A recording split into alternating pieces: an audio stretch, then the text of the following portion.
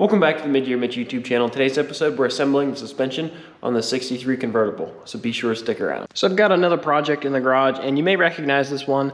I did some work on this chassis and this bird cage previously to fix some of the rust, and now it's back to have the suspension assembled, so I have everything laid out here, ready to rock. So I'm going to do that tonight, at least get the front suspension installed. I'll wait and do the hubs later, get the rear suspension installed. So I asked them to get all the sub-assemblies ready. So we have new bushings for the A-arms.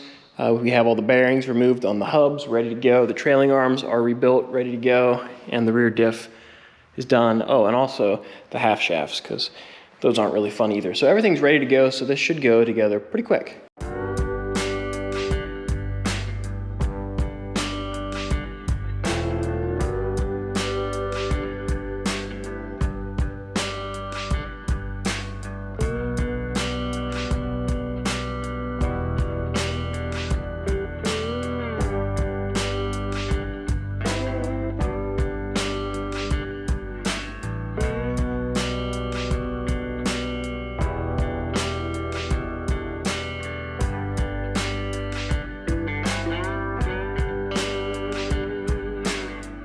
I have the A-arms on the 63 frames, so now it's time to install these coil springs. So to do that, I have my coil spring compressor. I'm going to take off the top clamp and just run the bolt down through where the shock would go, grab the coil down below, and we'll just pull it up into the shock tower, into the little pocket here. Bring this up, get a nut on there, and try not to let the spring shoot out.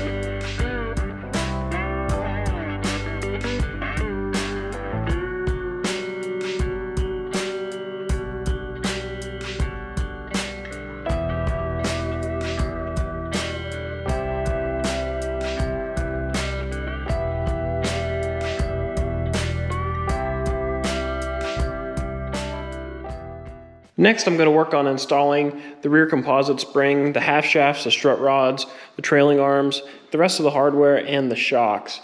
Now, if you're looking at these parts, you may be thinking, there's a couple things that aren't quite right for a 63. Number one is a composite spring. This is an upgrade.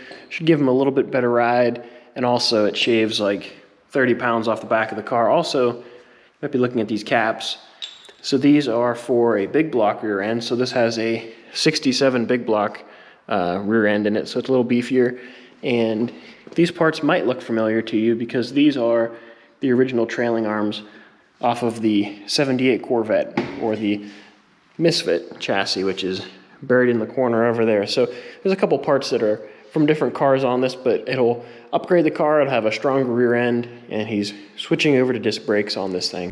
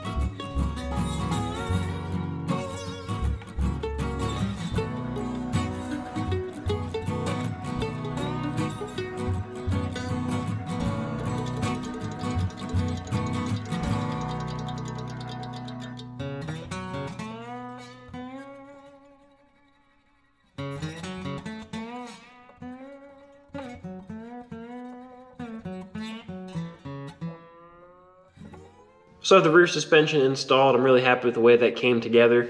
The rear spring was actually pretty easy to install. One, because it's a composite spring, but two, because it came with longer link bolts here. So that makes it really nice, so you don't have to compress the spring as much. And also this one has little tabs on here with little flanges, so that way you can put your floor jack or ratchet strap under that to pull the spring up. So it installed really nice. Have a little heat shield on there, torqued that down. I torqued mostly everything down except for the stuff that has to be adjusted for the alignment. I don't have any shims in the front or in the back. I'll do that later, or he can do that himself whenever he goes and gets it aligned. But I'll probably have to get it aligned a little bit when I go to build the body.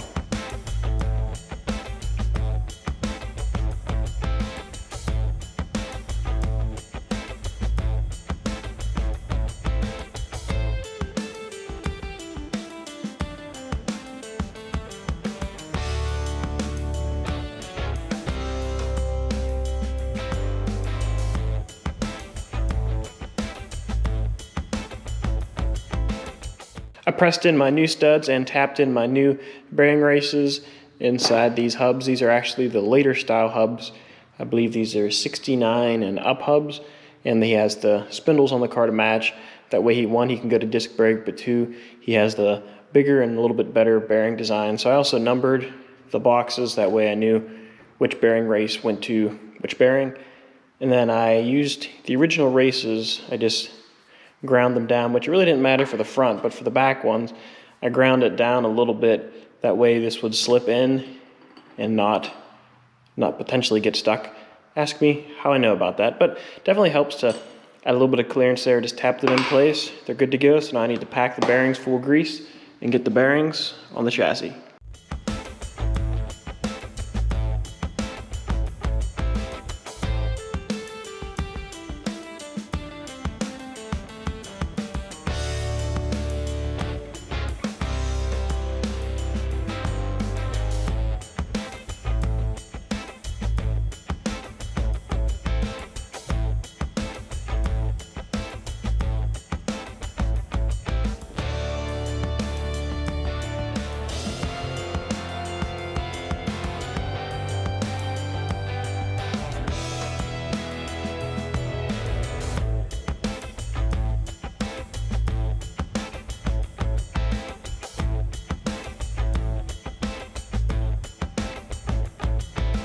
So I have the coil springs installed. I also got the shocks in here.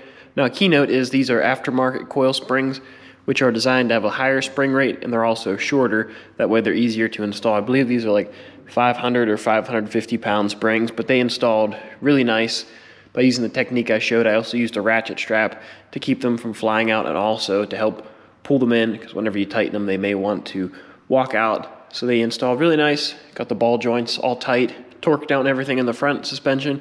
I'll install the sway bar later, and he's going to work on, installing steering in this later. He may put in a rack and pinion or like I believe it's like a Borgeson box or something. He doesn't know what he's going to do. So, right now, she's just kind of all over the place steering wise. But that's going to do it for this video. If you enjoyed, please give it a thumbs up. Don't forget to subscribe.